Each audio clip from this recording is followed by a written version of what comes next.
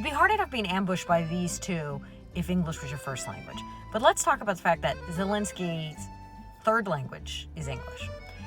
My fiance is not from America, and he speaks 5 languages, but every once in a while, like always, we have to kind of negotiate around, like, I'll start to get offended. I'm like, why did you say that? And he's like, what? And then he'll say, oh, you have to, understand, I don't, how my English is or whatever.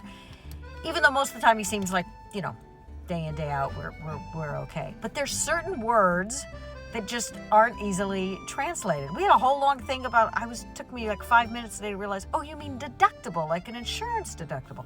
So when Chubby Face here was going off at Zelensky saying, you campaign for the opposition, and Zelensky's kind of leaning forward, and I remember thinking, why doesn't he tell him he didn't do that? Because he didn't go campaign for Harris. I don't know what he's talking about.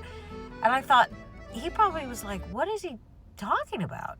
Whereas if it was me sitting there, I might have been like, excuse me, are you talking about when I went to Pennsylvania to go visit the ammunition factory with Governor Shapiro?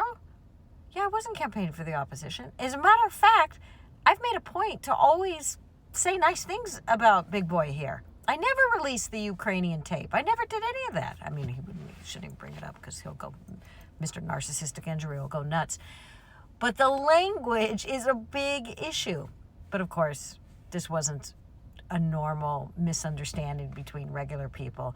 This was a weird sort of right-wing sit-in ambush.